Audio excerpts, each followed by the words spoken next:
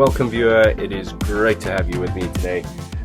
Following on from my first video, which was a brief introduction to the cheap E65 745i that I recently bought from a friend up in Manchester, sight unseen, and I gave you a little walk around the car, and at the end of the video the car did not behave. I tried to do the valve seal test, checking to see for smoke out the exhaust, and the car appeared to jump out of park into either drive or neutral, which gave me a bit of a fright, but the issue has not reappeared, and I have done a few things to address this, which hopefully I'm going to get to.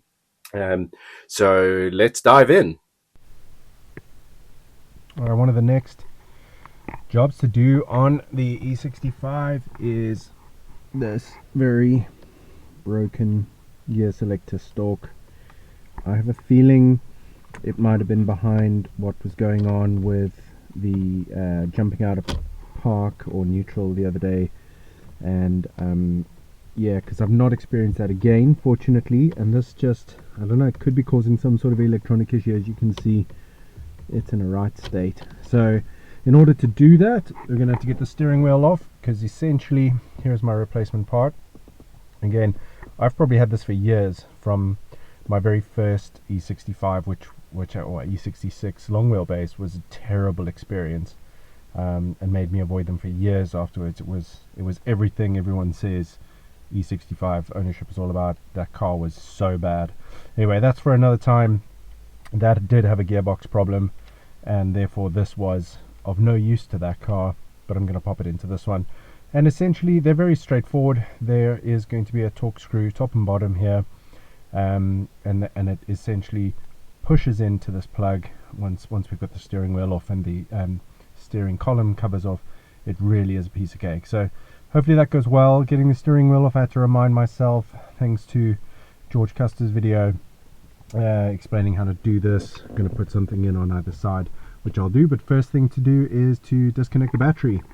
Okay, so the first thing I'm going to do is I've now turned the steering wheel, because there are two holes, one on either side, where I'm going to have to put in a tool and fiddle around a bit. I'm not sure if this will be the right one. Probably just going to use a screwdriver or a torque screw, as George used, but I do actually have a set of airbag removal tools which has come in handy of the past. I think it was very cheap off Amazon, where you would normally have your torque screw type removal. Slightly different on this, but I'm going to give this a go and try and get the airbag to pop, and then I will show you what we were doing. I've just stopped halfway here, and you can see I think I've popped one side, so it hasn't taken me that long, thanks again to the video I watched, where I know I'm looking for a bar which behind the airbag here, which you've just got to push in. You don't actually have to put the screwdriver or whatever you're using, your tool, in very far. It is really just probably only an inch in. It's just getting it in the right place here, and by using metal you can then actually feel that you are on metal, metal to metal. Okay, we have progress. We have liftoff, and can see I haven't scratched around too badly here, but perhaps my problem was that it appears on this side that now it's back in place. The spring wasn't the spring loaded, whatever it is, finger. 9000 electronic explode in your face was not in the right place. So now that is out the way, you can go ahead and get this steering wheel off. Just be grateful I don't have the camera rolling all the time and waste your lives while I look for places to put screwdrivers that don't exist. No word of a lie, I've just spent the last 5 minutes scanning this thing. How does it come off? Am I going to break it? It comes off like that, so that's great. Let's give this a little bit of a vacuum, and that's all we got to do. We've got to undo that and that, pop this guy off. In fact, we can do that. We'll do that we will not do that real time, so I do not have the right tool for the job. So we'll go get the right tool for the job, and we'll get that off. Right tool in hand. I've given you a few minutes of your life back watching me muck around with a screwdriver with one hand. So I've already taken one of them off.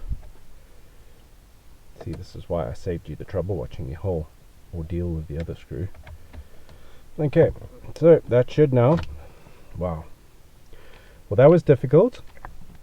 Yeah, I mean, you can see, pop this down, that has completely come apart. Now what's so bizarre here is they put, they decided to make this one with a metal casing, yet all of these plastic casing ones, inferior plastic, are holding up together, and this metal one is in bits. So I don't know, maybe a little bit, yeah, okay. Anyway, new part, old part, 3 bags full. I can't see any major difference. There it is. This one adds 20 horsepower. It's an absolute fact. Look at that. Okay, whoops. I did that. I jumped the gun. So this goes on, and Robert's your father's brother. Alright, I'm going to pop that on, and I'm going to reassemble, and then we're going to turn the car on and continue to experience no problems, and probably get the same gearbox jumping out of gear problem from something else in the near future, I dare say.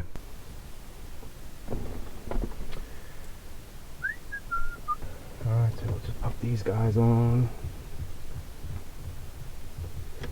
Really should get a cloth and get rid of all of this fur on here, but yeah, I think I will. It's giving me the heebie-jeebies looking at this, and I've got good access to clean that stuff, so let me do that real quick. I have here in my hands, to those of you who are South African as well, will know a product called Clean Green. It is unbelievable. I don't know why it is not available in the UK. My beloved father-in-law very diligently brings over several litres with him on his annual visit to the UK, for which we do host him at our house for several weeks at a time. So it's valuable stuff, needless to say, but it will just clean everything. It is probably even a cure for the common cold. It is that good, and it's fabulous stuff, and you cannot buy in the UK. I don't know whether that is because it kills wildlife within 100 feet of it, which I highly doubt, or whether nobody has been entrepreneurial enough to bring it over, but maybe one day we'll find out. Clean Green, the guys at Wins, they do sell plenty of products in the UK. We all know Wins products. I use their engine flush very often. No idea why they don't bring it in. Wins, please let us know. So that is all in, that is all on, and which way was it? It was a little bit on the, I think it was, I'm going to try and correct, I can always make an adjustment here, but I'm just going to try and give this the correction that it did need. No, I'm not. I'm going to leave it. Alright, and this goes, little plug goes in there, and then we need a bolt.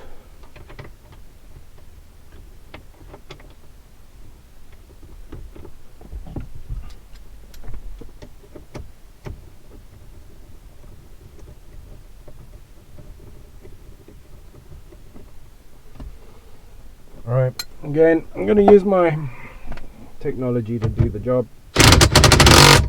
Alright, it undid it. You can do it back up. We'll just make sure it's all tight by hand. Do not want the steering wheel coming off for any 10-year-olds driving it at any point. I'm all about looking after the well-being and safety of children. Alright, let's make sure that's good. Now, all we got to do is click in this bad boy.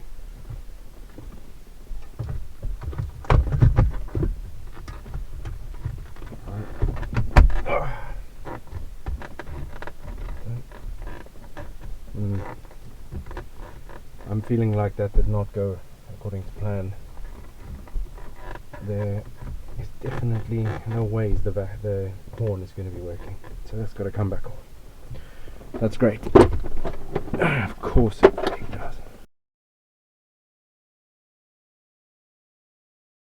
Quick visual on that.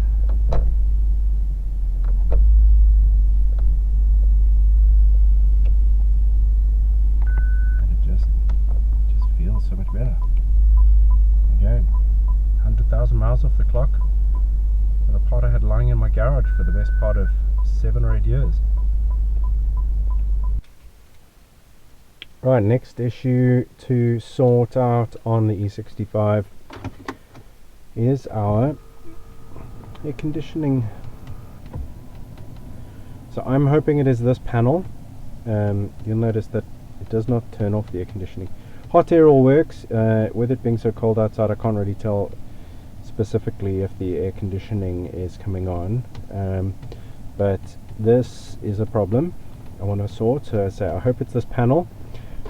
Here is again something I had from a previous one broken. I think it is identical, and I'm hoping that this panel is going to sort it out. As you can see at the top of this panel, it is held in by 2 screws, and it literally just sits over there. To get that off, we have to take off this wooden trim, and which requires popping this panel. There's a screw on either side here. There's a size 8 or 10 nut holding this end on. The tricky part is getting this vent off without damaging it. So, I mean, this is probably the only E65 that I own. No, at least one of them. This has been broken before, and the bottom, it just doesn't sit flush. So I want to be able to remove this carefully so that it stays sitting flush. And to do that, I'm using various trim removal tools, pry tools, and then this is the Blue Point trim removal tool. This is probably the ultimate trim removal tool, the only one you'll ever need for the rest of your life. Can't recommend that enough. If I can find a link to one online, I will put it in the comments, in the description. But yes, you need one of these for car ownership, parenting, you name it, it has a use. Okay, let's get on it. So yeah, alright, so you can see the lip of this tool is just perfect for just getting in there. Okay. Oh yeah, that didn't sound good. It's just really tricky getting these things out without completely effing them up.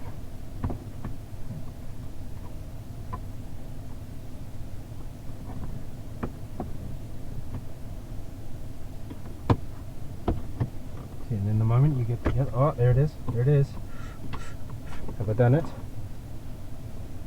I have absolutely nailed it.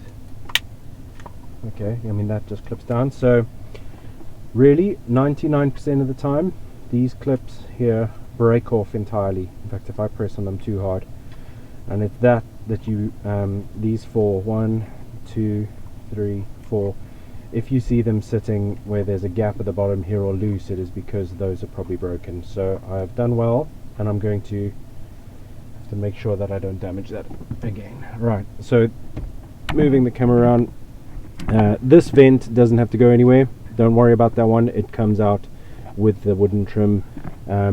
There is your size, I think that's a size 8 just here. A little bit awkward to get to with a small enough tool, no problem. And then I'll just show you here.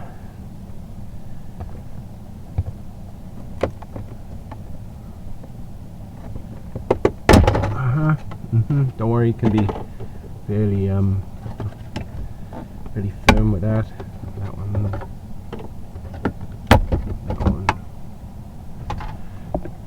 And then we can see there's a screw here. There's a screw there. Once we've got those two and that off, we will lift out the wooden trim. So we need to just undo these 2 screws, shouldn't be too hard. How's my arm looking there? And I've almost got that one out. It's great. What I find as well is if you are ham-fisted and very, so just take that off, and very perhaps not the most what do we call dexterous, yeah, maybe dexterous, maybe not most dexterous, but you will almost certainly lose one of these screws down the back of the dashboard. It's a real treat. Never to be seen again. I'm just about to wish that on this one. As we cannot. Like you're out. You're done. Let go.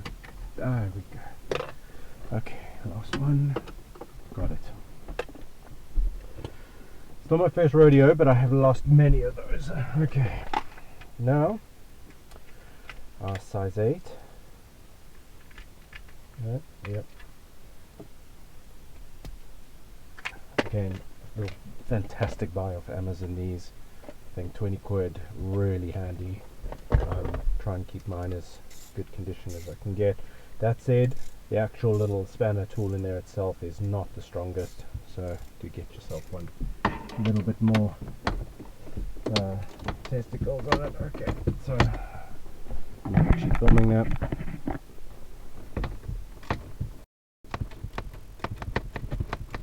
This feels like this is never going to loosen up enough to. There we go. Okay. Right, so now that that's loose, we'll finger. Oh, nearly gone. Okay. Alright, that is it. We'll just pop this little bit of trim. We'll pop this little bit of trim under here up, because that's holding it in there, and then we should see. Okay. Just takes a little bit of force. So there is a red push clip that, like, exactly the same as the one that the E46 uses up here. So it's just really. There we go.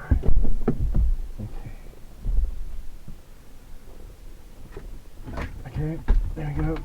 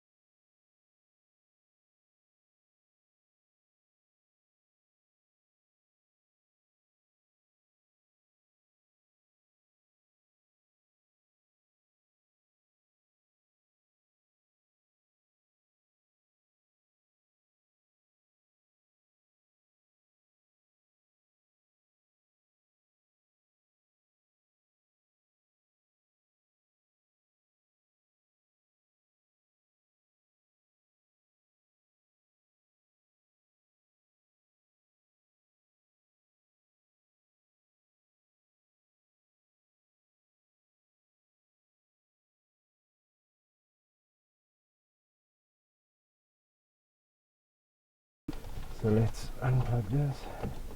Up.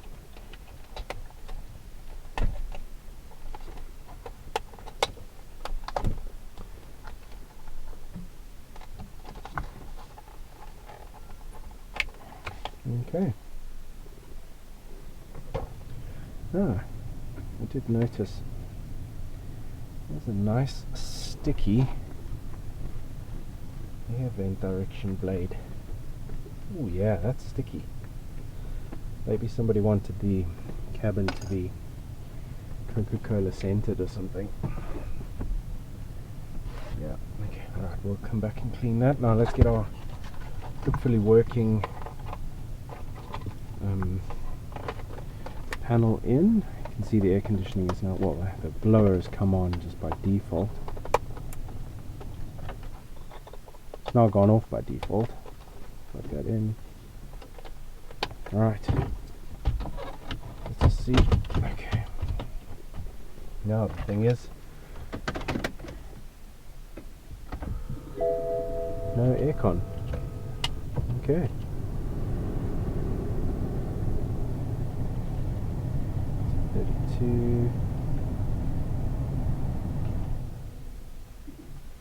Well,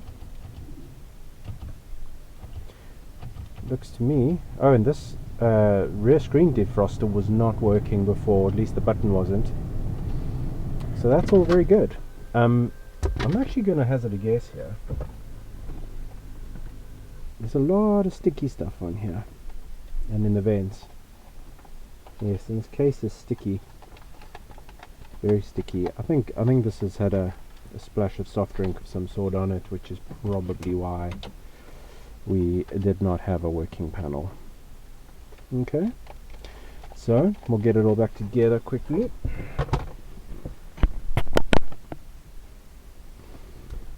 Say quickly. Okay, so the CD. Oh. Alright. Okay. So before I start screwing everything together, I just want to make sure everything is lined up beautifully and beautifully. Okay, you go there. That goes on there. Yes, looks nice and even.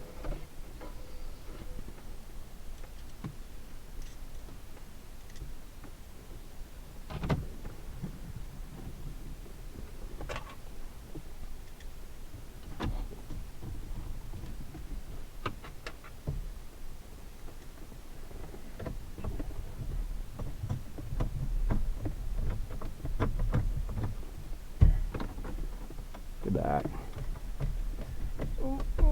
Okay. Another two.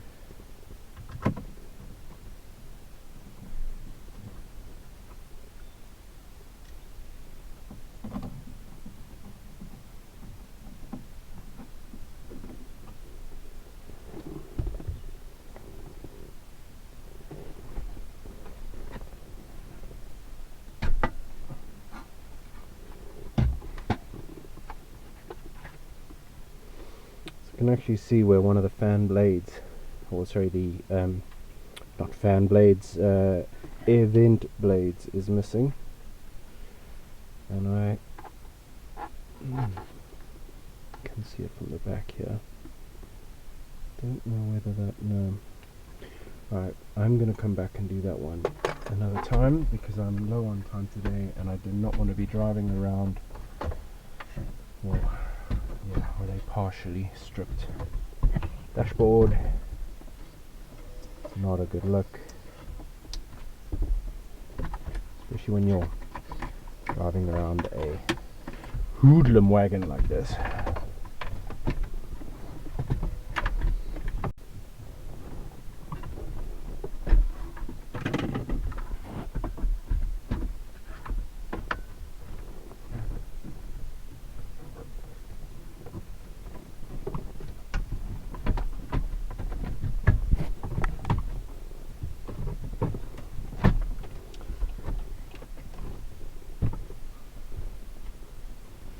Okay.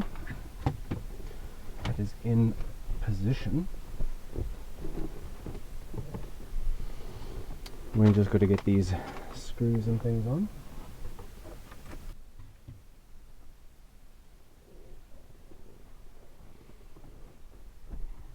Alright, I'm going to clean up some of these bits before I put them in. That is really moldy and disgusting. Alright, we're going to tackle this vanity mirror, which is completely missing at the back here. Apologies if you can hear the air compressor going outside, or the tire inflator. The rear tires were at 1 bar on both sides, so good job to have checked those. I think something like 80% of accidents are caused by bad tire pressure, so always worth doing. So I think the first thing to do is I'm going to just grab a trusty trim pry tool and very carefully just pry this out. May have to take the light out first. I think sometimes it is secured along this line, sorry, along here. They sort of overlap to hold one another in, but it is quite a straightforward job. I'm just going to, as I'm one-handed at the moment, and so as not to damage the headliner, I'm going to try and just loosen it up, and then I will pick up where I left off. Okay, I can tell you something for nothing here.